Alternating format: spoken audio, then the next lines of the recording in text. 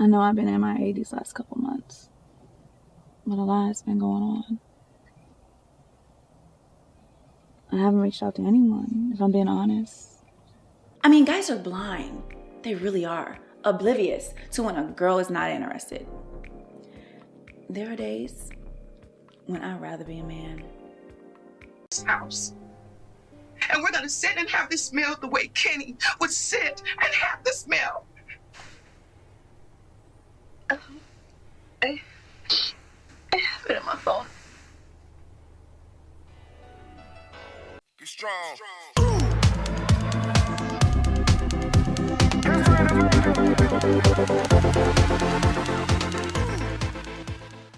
How I met her is we actually did a modeling gig together in Las Vegas, and obviously we were working with like a Korean company, so it wasn't and we were like the only few black people there, so it was like an instant connection. Don't judge me, y'all know how this goes. It was like an instant connection, and therefore on, we just literally clicked. And she's been a great friend. She actually came over to my house for the first time to celebrate my birthday, which I appreciate her so much. So without further ado, we will be bringing in Miss Bridget Nicole. I need to put my stuff together. What's up? Yo, you gave me a reason to get dressed up today. I'm like, heck yeah, I'm about to go all in with the makeup. See, look, only reason I dressed plain today is because you know how this acting world goes. Sometimes you can't just overdo it. You got to go in. Right, I feel it. I feel it. So I was like, I have to go in just normal with this. So how are you doing? How's everything going? Well, I'm trying not to lose my mind. Yes. Cause I know a lot of people are still like kind of not like quarantining. They're still like going out and stuff, and I know a few places here. But right. I'm like that girl that's like, I was like OCD and like social distancing before the social distancing was happening. So now I'm like on 10. I'm like, yeah, I'm good. So I've been kind of like, I'm trying to get out, but I haven't really done anything. Don't worry. It actually is kind of weird because I went out to, when I did my birthday, I did like a pre-celebration. And when I was sitting at the table, the waiter came up to me and he was like, "Can I take your order?" And I'm like, wait, you went out here, like to a restaurant? Yeah. This was May 15th. I didn't even know they were open then. Me either. Oh, they wow. opened that day. Wow. So they opened that day, and he was like, "Can I take your order?" It just felt weird, like the normal feel weird. Yeah. When you go out. It's crazy. Yeah. You brought the connection was kind of breaking up, so I didn't catch that last part you just said. Oh, I said when I went out and the waiter was asking me for my food, I said it felt weird, like the normal. Yeah. Felt weird. It's gonna be weird though. Like, I don't know. Like, how do you social distance in a restaurant? Like, that means there's gonna be wait lists everywhere, and like money is not gonna be the same. It's not. And the thing is, I just got a text message from my boy. He's at the gym, and he says there's dots behind each station, so you actually have to wait for that person to get up. Yo, in a line. That's crazy. Speaking of gyms, so I have a friend she's in Paris, and literally they have like where the treadmills and stuff, like they have like these clear like walls where they're like, yeah, so everybody can get in there and work out. They're like clear plastic walls, like so people can like run on the treadmill. It was kind of dope. I'm gonna send you the video. Just remind me to send you that video.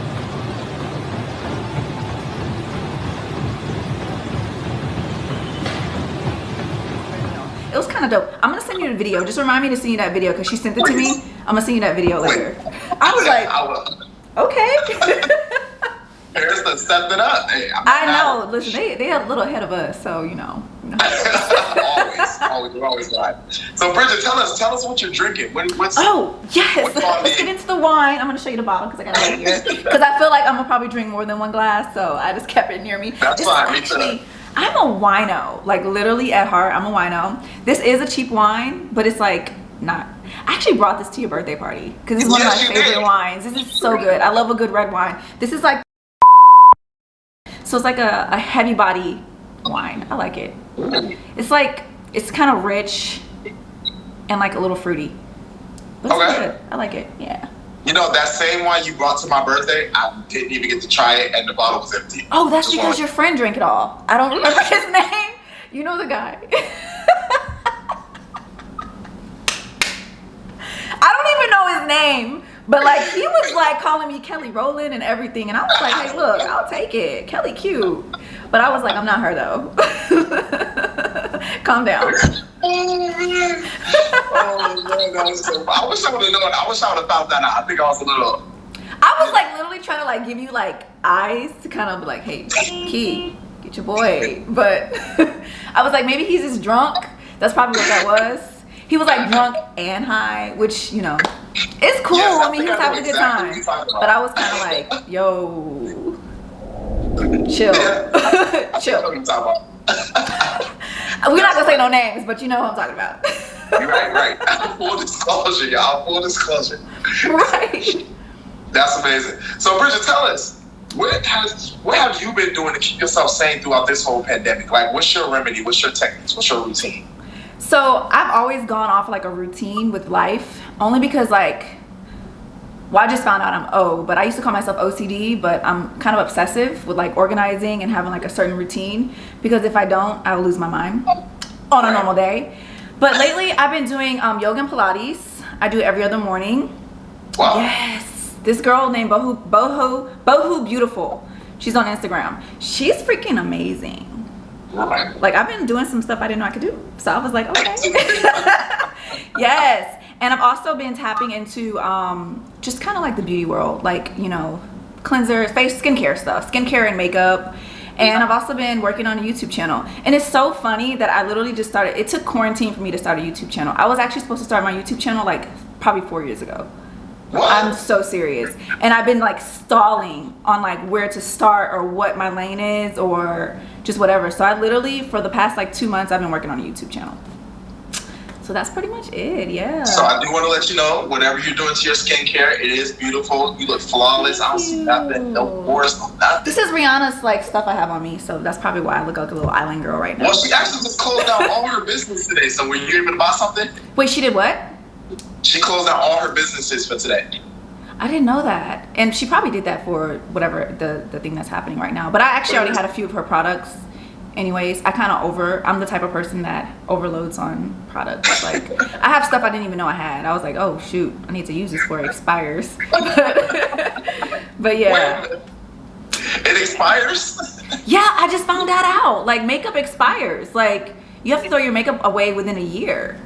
What? Yeah, and I think your concealer is like 6 months. It's like a whole, since I've been having nothing but time, I've been reading and learning about skincare. And I had no idea there was an expiration date on makeup. And I was like, yo, I had this other foundation for like 4 years. I probably need to throw it out. But it wasn't breaking me out or anything, because I really, like, honestly, I really wasn't a heavy makeup wearer. So I would just kind of just wear makeup for special occasions or a photo shoot or having to go on set or whatever. And I would wear makeup. But I had no idea makeup had an expiration date. And I was like, oh. So I guess you have to treat it like food. Yeah, true. I guess. You know, sometimes I let the ranch stay in the refrigerator a little too long. But yeah, you know, so it expires. Yeah, even though it still looks good, it was just bad. So I just threw it out. So I did like a clean. That's crazy. I would have never thought. Yeah. So going into your whole career, now you're an influencer, right? I actually always been an influencer. I just like took a break. A lot of people didn't know. I actually made so many new friends.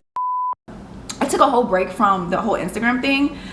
I've been an influencer probably since 2016, but I took a whole break. Yeah, I literally took a whole break from it. And since quarantine is when I got back into it, because it's like there's nothing else to do. And it's a way that you can, like, you know, you can make money through social media. And it really, honestly, if you got 1,000 followers on IG, you can make $50 a post.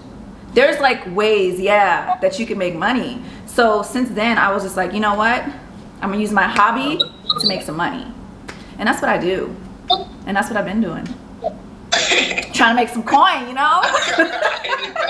You're like, yeah. Like, seriously, yeah. Right up there. She posts all the time, every day. Like, the videos are classic. What was that? I said, for those who, we can't see it, but they can follow you right up there where it says live. Yeah. So for those that want to see how she does it or have questions about that, you can definitely ask her. But to get involved in your actual career, like as an actress. The real career. The real. As an actress, like, what inspired you to become an actress? Like, what made you want to pursue this? That is a good question. You know what? You know how it's just like asking someone, how did you know she was the one? You know what I'm saying? Or how did you know he was the one? Ever since I was a kid, I've always been creative. I've always wanted to live in the imaginary. And I would when I was 11 years old, I'm probably telling my age if I say this, I used to sit back and watch the Box Music Network and MTV and just be like, yo, I want to be there. I want to do what they doing. I used to watch ETV as a kid and be like, I'm going to go on the red carpet. So I've always wanted to be in the entertainment industry. I just didn't know the means of the steps of getting there. But I think when I was 16 was when I really wanted to be an actor, because I actually started taking it seriously. Yeah. So probably at a young age, yeah. You know, the crazy thing is we actually have a similar goal. Like, when I was a little kid, I used to see the BET Awards, and I'm like, how do you get there? Like, right, that's how I would think. That's how I thought. I used to be like, I can't do that. It's just I don't know. I've always been a creative kid, and they always say creative kids are extremely smart. I used to get so bored in school, and I used to be I used to just draw and doodle. I remember I was in 3rd grade. I created this in class. I took my colored pencils or whatever out of the desk and literally just created a whole magazine cover when I was in 3rd grade. Yes. I've always been artistic. I've always been super, which is why I'm good at makeup, because I know how to draw pretty well too. But I've always just been I was the golden child in my family, the creative one. It's always been into me. So I always felt like acting or just anything in the entertainment industry. Honestly, I love acting only because I just and I'm probably just getting overboard right now, but I absolutely love acting because I love becoming someone that I'm not. You know what I'm saying? That is so fun. But honestly, if I got offered a job as a makeup artist to movie sets, I would be okay with that. Or because I love fashion too, and I'm like, yo, you want me to style you? That was my hobby too. In college, I used to I was just into I just like to be creative, and I just wanted to I don't know, I just wanted to work in entertainment. So, right. Yeah. So since you was a stylist, would you give me some pointers? Would you give me some tips? I don't know. You don't need tips because you already got it. Fashion is your niche. You already got it though. I mean, you got it, Keith. You really do. I probably couldn't even give you tips. You could probably give me some tips because I know more about women's fashion than I know about men's fashion, and I back in, this is before, that was I had a job. I was a also I was also yep. It was pretty awesome. I did it for a year though. I literally did it for a year. This was in 2015 to 2016. When I did that. Yeah, it was pretty dope. It was cool. But is pretty much gone because I worked for Black, so it was kind of the higher, so it was kind of the higher. So it left. I think they left in 2016. I think, and I think that's the year that. So. Yep, he just left because I really wanted to model for him and. Yeah. That's all I wanted. But I was literally strictly in men's. I wanted to learn about suits and stuff like that. That's what I really wanted to get into, but I never got a chance. And I was like, you know what? I was just kind of all over the place that year, so. That's crazy. That's great. So tell them, you guys who are tuning in right now, you can't ask questions. This is a question and answer segment. She don't know the answers to these questions that you guys are gonna ask, so you guys can tune in and join in the conversation with us. So from the actress standpoint, because you have a multitude, your resume is huge, what's the best thing you like about being an actress and the worst thing you like about it? I would say the best thing about being an actress is living under imaginary circumstances.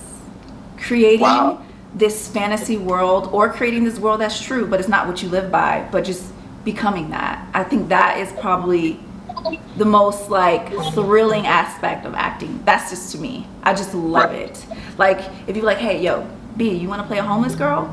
Yes. That is I've never just being able to explore it. And it's with me, I go really deep. I study. I'm what is it like to be a homeless person?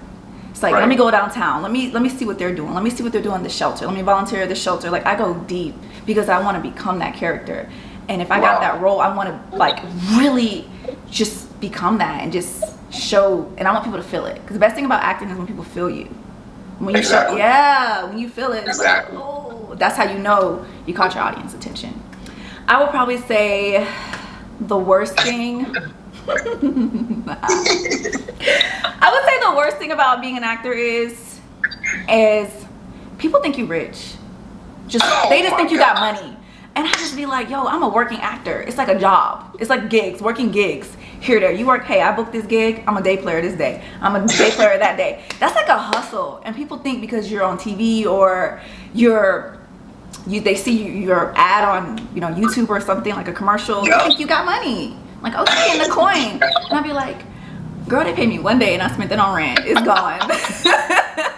Like, it's gone. Like, so that's like the worst thing, because like my family literally, back in 2013 is when I actually was considered myself a professional actor, because I was actually getting paid to do what I love.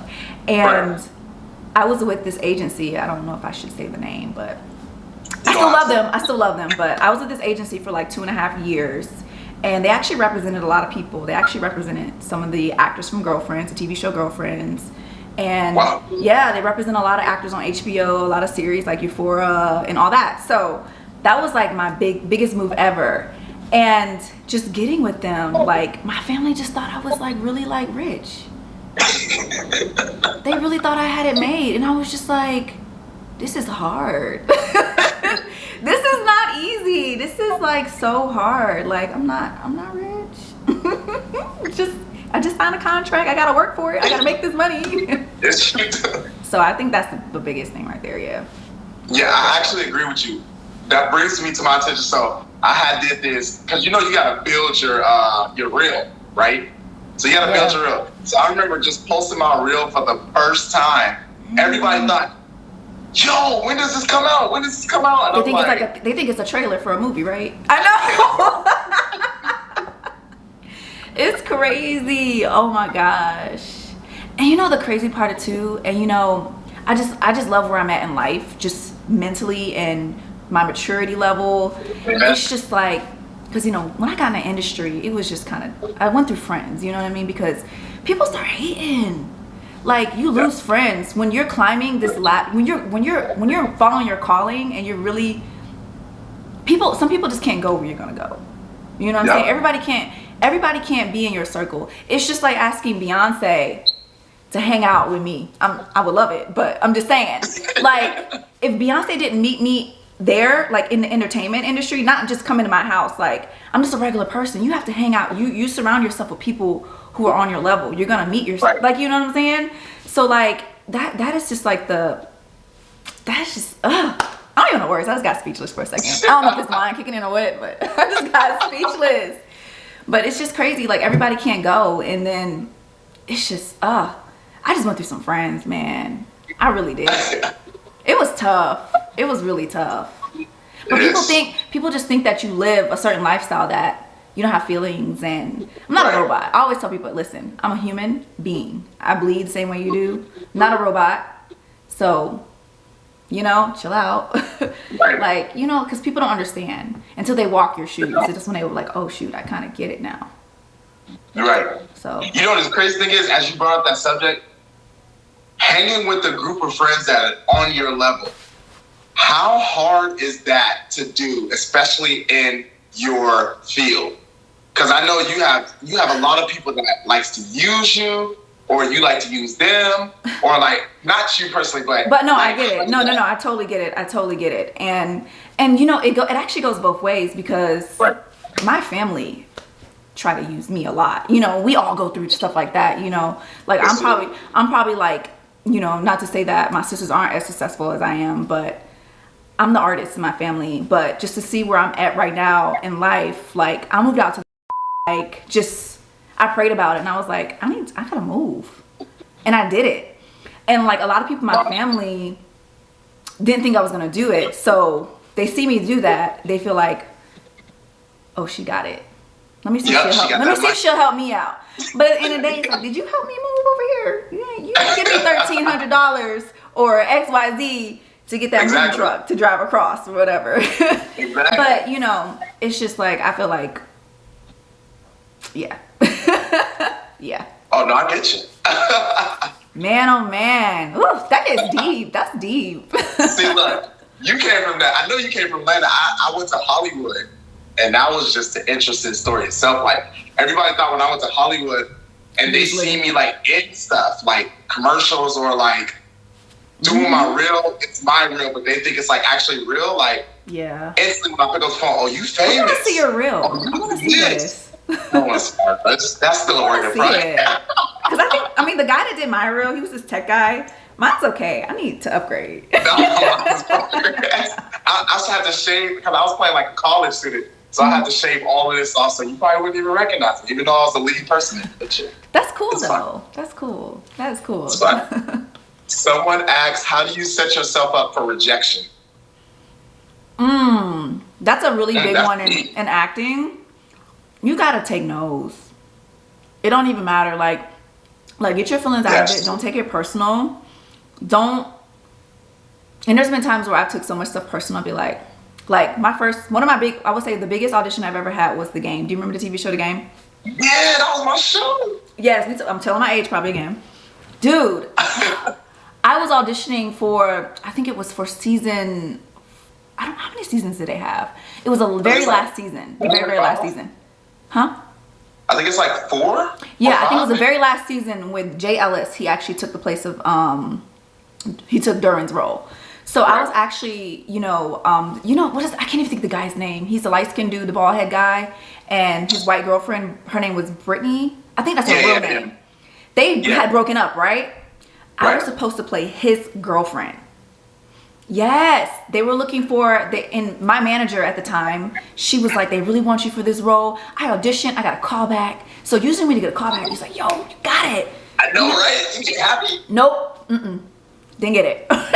Because they went with another girl and she got it. And I was so in my feelings. I was just like, and I watched the episode because they wouldn't tell me who it was. I was like, who got it? Tell me who got it. Like, I was like trying to figure, I'm like, who got it? I need to see it, like, And it was so weird because she was like an Indian girl. And they were looking for a girl that looked, very, like the girl next door. And I was just thinking like, that is so weird for him to, But the scene was good though. It was a great scene. But I was just so in my feelings. I was like, what did she do that I didn't do? Like, I know she's tall and all, but dang, like, she had legs. I was just like, was it the legs? Like, I was questioning everything. But how I set myself up for rejection is what God has for you is for you. That role wasn't for me. Because it was a sexual role, and I feel like that's the biggest lane that I have trouble with is like being sexual on camera. Like that's like, and that's one of my challenges that I do want to accomplish is being uncomfortable. You know what I'm saying? Right. So like, I was so mad. I was in my feelings. My feelings were so hurt because I thought I had it. Because when you get that call back, it's because the casting company, the director, they want you. They want you for that role. And they ended up literally the day before shooting, they went with another girl, and I was so upset because I knew it was going to open the door for me for other opportunities. You know what I mean? Because she was 2 days on set and she had a lot of lines, and I was just like, I was so mad. I was so mad. Oh gosh. I feel you on that. I was so mad. The crazy thing is, which is going to bring me to my next question. For those of you guys tuning in, you guys can't ask questions. So I was working in ArcLight movie theater in Hollywood, which is like the big movie theater where all the celebrities and stuff go, and all the red carpets and the viewings and things like that. So it was a guy I was working with. You won't believe this. He was actually going up against the role for Spider-Man. Right? How many Spider-Mans they have? They got a lot of them. Well, the newer one, actually the one that looked like a high school kid now. What's his name? I'm sorry, I didn't mean to do that. I can't never describe myself with lesbians. He's in like Spider-Man Homecoming. I know his name. I'm a total Marvel fan, and I just like, if you're not Toby, I don't want to watch it. Yeah, Toby was my favorite, but he's a newer one. So, and I like him. I like him now. So the thing is like, ArcLight was true. Yeah, so I was like reading that down there. He was toe to toe with him, right? And Tom Holland, that's his name. And the reason he lost, check it. The reason he lost. What was that? Was because Tom Holland ended up working with Chris Hemsworth in another movie. So Chris Hemsworth ended up telling the director to pick him. What? And when he came to work, he was furious because that's a big role. It's like Spider-Man, like Marvel. That like changes lives. That's endorsements here. I got a sponsor. I can sit back for 2 years and chill and make money while I'm exactly. Like he literally came to work. He was messed up for a month. But it's crazy because it really does a toll on you, man. Because like, and I can use this as another example. So last year I auditioned and it was for a feature. Can't talk too much about it because it had got canceled. But I just got a little birdie spoke in my ear 2 days ago and they're picking it back up. And I was just like,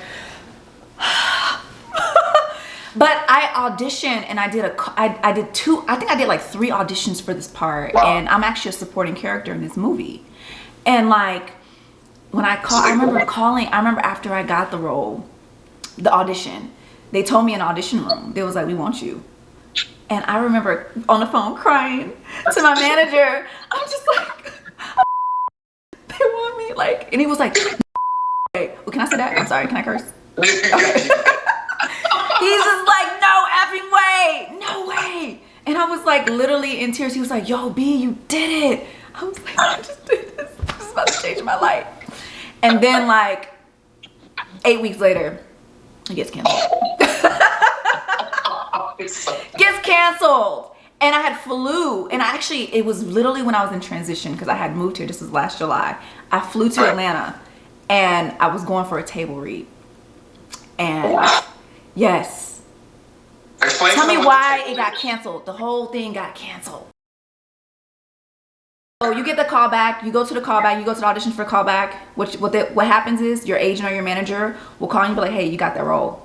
And you'd be like, what? So the table read is where all the actors get together that are in the film and you just go over each scene. Yeah. So, is that T? That's my babe. Hi, T. I love you. I'm sorry, I love her. She's like amazing. No, you're okay. What's up, T? Shout out to T. Oh, this girl right here, skincare fanatic. Amazing. And she's gonna do my facial when I go to Atlanta. Follow T, y'all. Follow T. Someone asked, okay, I guess I'll let you go first. Someone asked, how do you guys find peace to move on from such a loss when something like that happens? I got you after this one. Okay. I was gonna say, like, you just gotta train yourself. Like I said, like, when that first role, it was my very first audition for something really big for like network TV, and not getting so close and not getting it, it hurts. It felt like a bad breakup. It felt like a divorce. What follows is a brief construction montage. We hope you enjoyed this brief construction montage. Be strong.